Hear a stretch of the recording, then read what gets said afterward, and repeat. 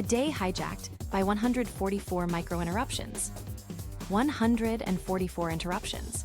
It doesn't sound like much when you first hear it, but stretched across an entire day, it reshapes your hours in ways that rarely show up on your calendar. Each check feels like crumbs, 30 seconds here, maybe a minute there. Yet when you apply even the simplest math, the scale becomes clearer. 144 checks per day across 30 days equals roughly 4,300 interruptions per month.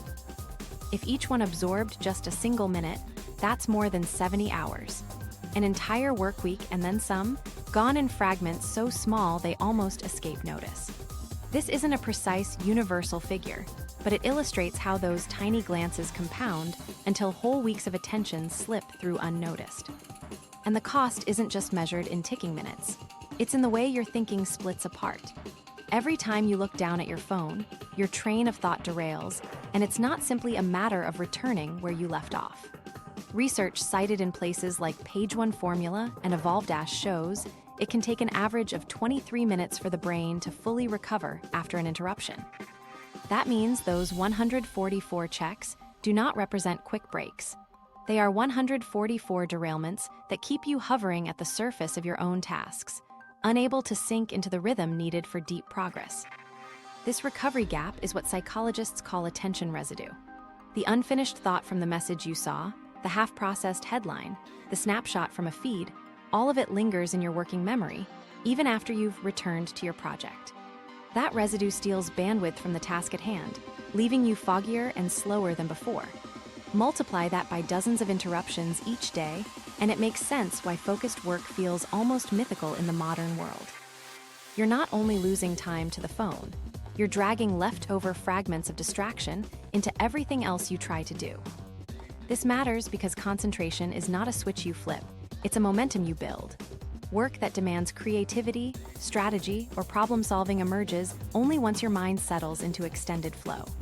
Constantly stopping to swipe destroys that flow, forcing you to rebuild from scratch again and again. Tasks that should take an hour can sprawl into 3, not from lack of effort, but because you were never allowed to reach full depth before being yanked back to the surface. What looks like procrastination may in fact be the structural outcome of a brain conditioned to run in fragments instead of stretches. It's tempting to think this is a personal failing, that you simply lack discipline. But when billions of people repeat this same checking pattern daily, the more reasonable conclusion is that the pattern is designed, not accidental. Notifications don't buzz with random colors and sounds. They're deliberately engineered to trigger your survival wiring. The red dot, the vibration pattern, the timing, they function less like neutral tools and more like triggers that poke where you're most vulnerable. Blaming yourself misses the deeper point. This is a system optimized to hijack human attention at scale. When you zoom out, the social cost becomes clear. Fragmented focus doesn't just affect individual work. It lowers group productivity when everyone in a meeting glances down and checks out for even a moment. Students who carry attention residue from phones into class learn less, and families sharing a table may be physically present but scattered in mind. These effects add up across millions of people, creating societies that operate with diluted concentration, shortened patience, and restless energy. All consequences of engineered interruptions that masquerade as harmless habits. Recognizing this reframes the problem. These micro-interruptions are not neutral, and they are not purely about willpower. They are the product of intentional design choices that encourage behavior you would never have signed up for if presented directly. No one would agree to trade thousands of hours each year for trivial notifications, yet in practice, that's the deal we all live under. A minute at a time, the system extracts attention in the same way a machine siphons coins one spin at a time. And that comparison is no accident. Once you understand how these cues are structured, the link between your notifications and another familiar environment becomes hard to ignore. What feels like harmless checking starts to look a lot like another kind of machine that thrives on unpredictability and repeated pulls. And it explains why, even when you know the cost, you can't seem to stop returning. The casino in your pocket. Why is the device in your hand built to feel so irresistible? Because, in practice, your phone has been engineered to behave like a slot machine, a casino condensed into your pocket. Each time you unlock it, you're effectively pulling a lever, chasing a possible reward. Sometimes that reward arrives, a message from a friend, a like on a photo, or an unexpected headline. Other times, you get nothing. That uneven rhythm, the uncertainty about what each check will bring, is not a flaw. It's the feature that keeps you coming back. This design taps into what psychologists call variable reward systems. The concept is straightforward. When rewards are inconsistent, the drive to pursue them actually intensifies. Imagine if a slot machine paid out the exact same amount on the same schedule. You'd quickly get bored and leave. But when the payouts arrive unpredictably, with no way to forecast the win, people stay glued to the machine. Phones play by the same rules. Open a feed and you might catch something funny, something pointless, or nothing new at all. Yet that slight chance of stumbling on something rewarding, however rare, keeps you checking over and over. This is where dopamine matters. Dopamine isn't about happiness the way it's often described. It's about craving and motivation. It nudges you toward action, pushing you to seek. When you reach for your phone, dopamine spikes in anticipation. That buzz you feel comes more from the act of checking than from what you find after. This explains why you unlock the screen so much more often than anything truly worthwhile appears. That gap between anticipation and payoff has been designed into the process. Even more striking is how unpredictability magnifies the loop. If you receive something exciting every single time, predictability would dull the effect. But when the payoff comes at random, your brain keeps urging you to chase it. This turns each swipe or refresh into a gamble. Maybe this one will deliver. That nagging thought keeps you scrolling long past the point where logic says you should stop. It's the same conditioning slot machines exploit. A cycle of intermittent reinforcement that leads to compulsive behavior. What makes this cycle even stronger is that algorithms are actively shaping its rhythm. The platforms decide when to reveal content and when to hold it back, timing each alert for maximum pull. If new notifications flowed immediately, they would lose their grip more quickly. By spacing them out, or releasing them at moments predicted to catch you off guard, the system simulates the unpredictability of gambling jackpots. The strategy keeps you engaged longer, by ensuring you never know when the next win will appear. The very motion of scrolling reflects this gambling design. Instead of pulling a physical lever, you swipe down, refreshing the stream with a flick of your thumb. Each flick could bring something interesting or nothing at all. That simple physical rhythm locks the cycle in place. Swipe, wait, reveal, repeat. Unlike the casino, though, this slot machine doesn't close at 2 a.m. or sit behind guarded doors. It's right next to your bed, your desk, your dinner plate. The most addictive system in the world has been built into the object you carry everywhere. Your body even begins to pulse with the same signals as habitual gambling. Notice how a notification sound raises your heart rate just a little, or how you get phantom vibrations when the phone hasn't buzzed at all. Over time, anticipation itself triggers physical responses before you've even touched the device. These are classic signs of a conditioned dopamine loop. The urge doesn't feel like a choice. It feels necessary, as if ignoring it would leave you on edge. Sometimes people blame themselves, thinking they lack discipline. But neuroscience shows this misunderstanding is part of the trap. It isn't a personal weakness that keeps you scrolling, it's operant conditioning, the same mechanism that keeps gamblers feeding machines after losing money. The randomness strengthens the attachment, even while outcomes remain disappointing. In other words, the cycle works because it makes you believe the next check might pay off more than the last. Researchers studying this effect have found telling parallels. fMRI studies have observed similar activity in the brain's reward centers during heavy phone use as during gambling. Patterns in reward circuitry light up in ways that reflect comparable motivations, even though the behavior isn't chemically the same as drug use. This evidence reinforces what daily life already shows. The neural machinery for craving gets pulled in identical directions by phones and slot machines. That's why labeling it laziness doesn't capture what's happening. Sitting at a slot machine for 6 hours is called addiction because the structure of the game drives compulsive behavior. By that standard, phones are constructed on the same architecture, only placed in your pocket instead of a casino. The difference is scope. Anyone can carry their own personal slot machine 24 hours a day and pull the lever hundreds of times without leaving home. The impact of this conditioning runs deeper than wasted time. Each cycle of anticipation and inconsistent reward reinforces pathways that favor short bursts of novelty over sustained focus. Over weeks and months, that rewiring makes it harder to stay with long tasks and easier to succumb to quick checks.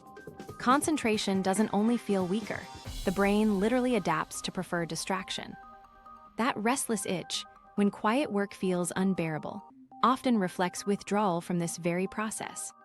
The longer the pattern continues, the harder uninterrupted focus becomes. Yet neuroplasticity, the brain's capacity to rewire, means nothing here is fixed. The same system that builds unhealthy loops can also be guided into healthier ones. The key difference is whether you continue playing by the casino's rules or learn how to disrupt the cycle at predictable points. Awareness is the first lever out. When you understand that each swipe is less about your choice and more about a designed conditioning loop, the problem stops looking like a failed habit and starts looking like manipulation. This shift reframes the question. Instead of "why am I so weak?" the better question becomes, "how can I reset the loop?"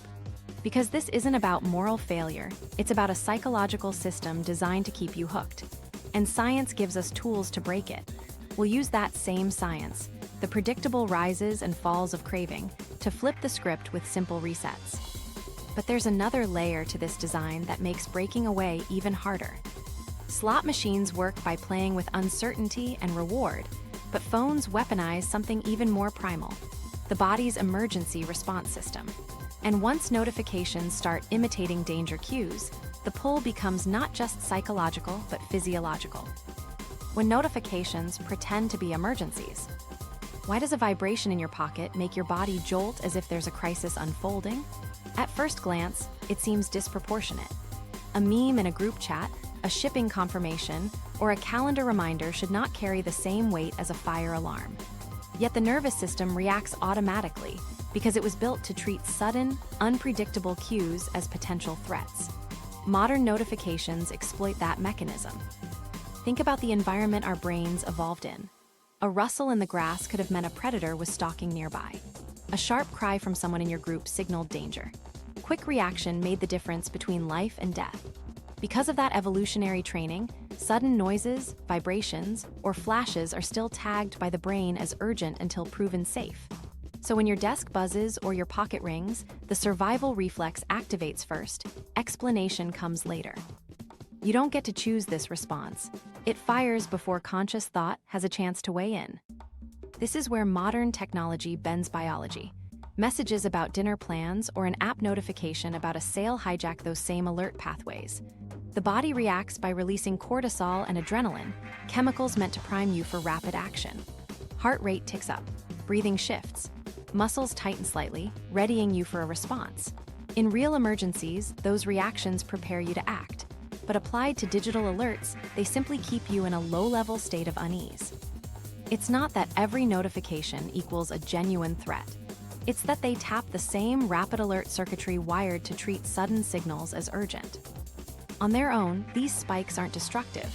The body is built to handle pressure in short bursts, then reset. The trouble is the repetition. Dozens or hundreds of cues every day prevent the reset from completing. Instead of easing back into a calm state, the nervous system is pulled toward readiness again and again. Over time, the background hum of stress hormones becomes the new baseline.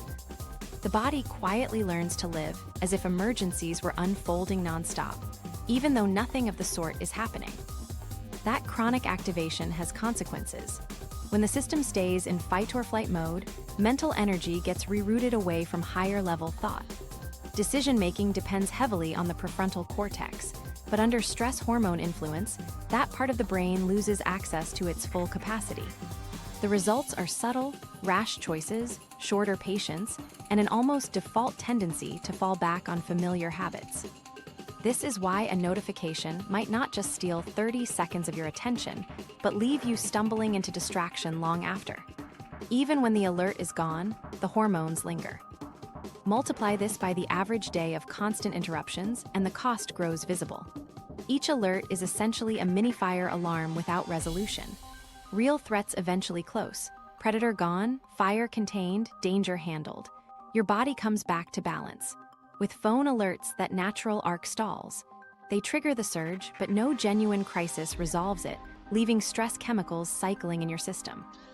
The conscious mind may shrug things off, but physiologically, you've been drafted into a series of emergencies that don't exist.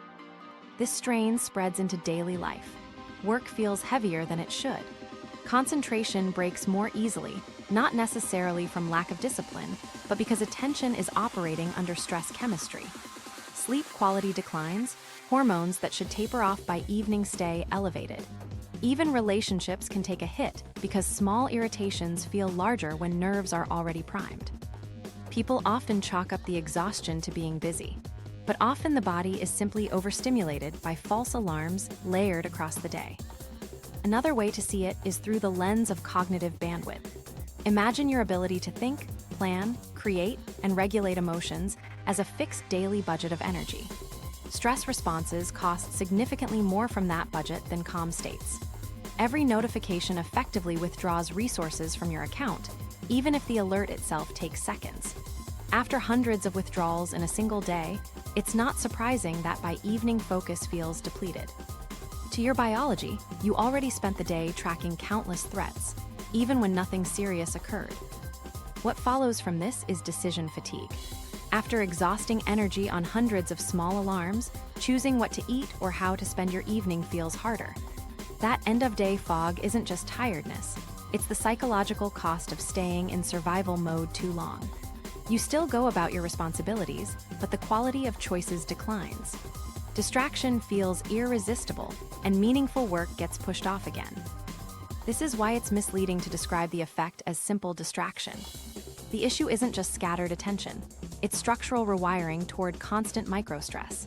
Notifications don't just take minutes from your day, they take calm, focus, and creativity by recruiting the machinery built for genuine danger and applying it things trivial. You feel restless not because your task is boring, but because your body has been conditioned to sit at the edge of alertness all day long. The good news is that the loop can be interrupted. Just as each unexpected cue activates your nervous system automatically, you can reduce how many times that switch is flipped in the first place. A fast, practical fix is straightforward. Remove unnecessary cues. Turn off non-essential notifications, or schedule do not disturb blocks for periods when your attention matters most. By cutting down on the number of false alarms, you give your system more chances to return to balance. Research consistently shows that lowering interruptions not only reduces stress load, but helps restore access to deeper focus across the day. It helps to see the effect clearly. That chime in the corner isn't neutral, and it isn't just mildly inconvenient. It carries the weight of millions of years of evolution, designed so that anything sudden could override your priorities. In today's world, that function is hijacked not to save your life, but to win your attention. Understanding this and making small, intentional changes to when and how notifications reach you creates the conditions for clearer thinking. Still, even with fewer alerts, cravings to check don't vanish on their own. Biology remembers the loop. That's why simply silencing the phone often leaves you uneasy, waiting for something you might be missing. Reducing cues quiets the external triggers, but internal urges often remain. And that's where having a reliable practice to redirect attention in the moment becomes essential. Because the real challenge is not just hearing your phone less, but finding a way to dissolve that craving when it strikes. And there is one surprisingly simple technique that can do exactly that in less than half a minute. The 5-4-3-2-1 Reset Upgrade. There's a simple practice that can pull you out of the craving cycle without hiding your phone or forcing yourself into a battle of willpower. It's called the 5-4-3-2-1 Reset Upgrade, a clinically supported grounding technique often used by therapists to help people manage anxiety and cravings. The reason it works is straightforward.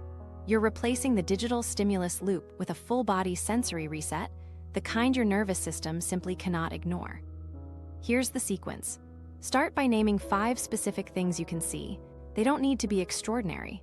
A scratch on your desk, the edge of a book, the shadow against the wall, a half-drained coffee cup, or the thread pattern on a cushion. When you look deliberately for details, your brain has to allocate attention toward registering what's physically present, which quiets the what-if pull of your phone. Next, move into the physical sense of touch by noticing 4 things you can feel. The weight of your body on the chair, the texture of your shirt against your arm, the cool surface under your hand, the temperature of the room brushing across your skin. Listening comes next. Identify 3 distinct sounds you can hear. Maybe it's a car rushing by outside, a fan running in the corner, or even the subtle hum of your computer. These sounds often fade into the background, but by focusing on them, you anchor yourself in real space and time rather than letting your thoughts orbit digital anticipation. Shift again, this time to smell. Notice 2 things. Perhaps the faint scent of soap, the aroma of paper, or whatever food lingers in the room. Finally, end with your sense of taste. Pay attention to what's left in your mouth, maybe the aftertaste of water or coffee. That's the close of the loop. 5 senses, all engaged. The effectiveness comes from how the brain processes input. You can't fully engage your senses and simultaneously keep fueling the craving loop around checking notifications. Attention is a finite system.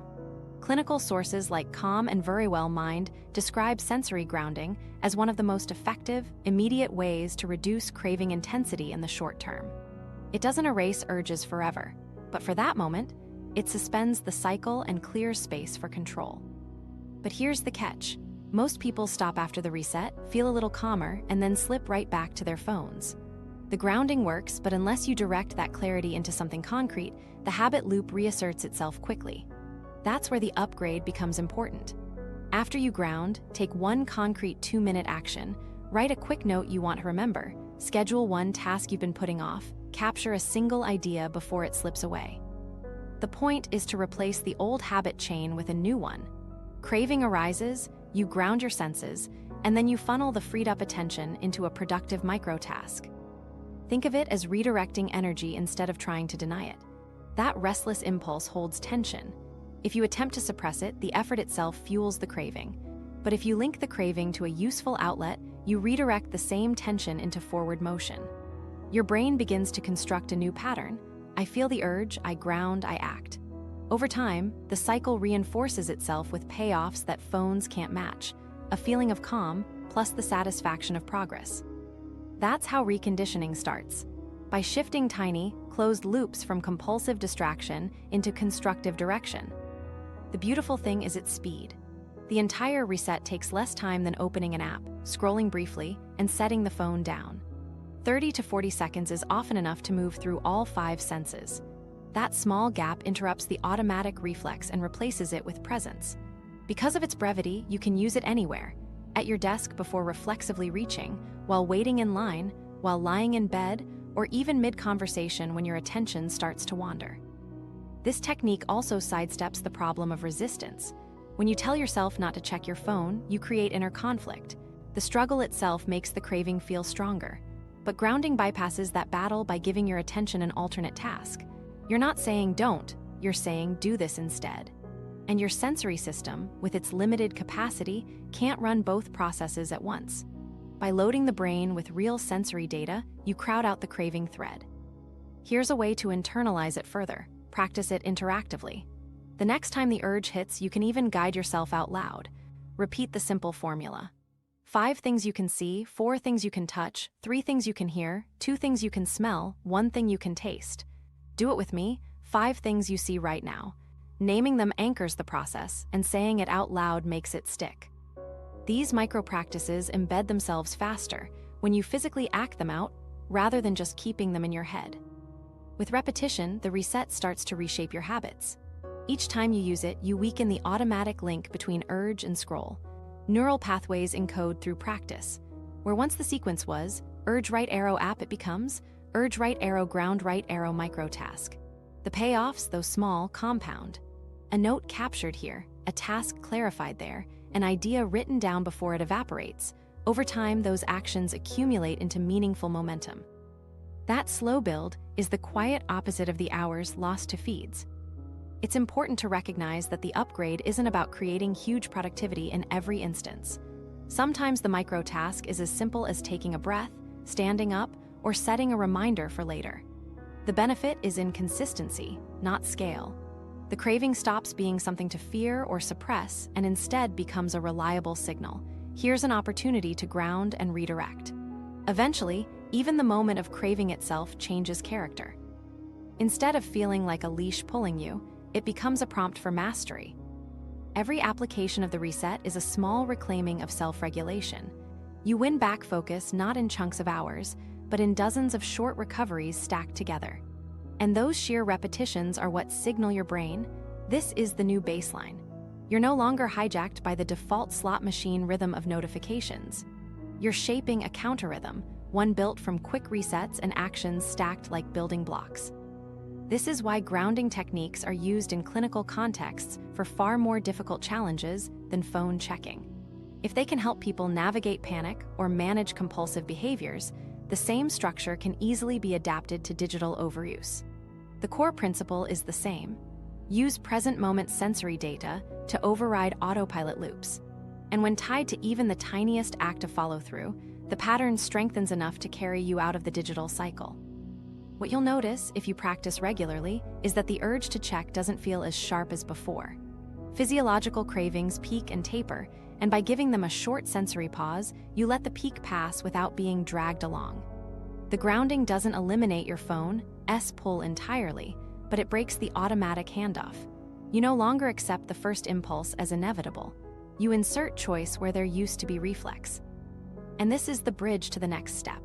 Once you experience that small victory, the craving rising, grounding it down, redirecting it into something useful, you start to wonder whether the same can be applied in slightly longer windows.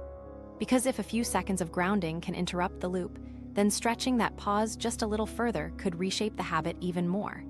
And that length of pause turns out to be just enough to retrain the checking reflex at its roots. Breaking the checking loop with the 2-minute rule.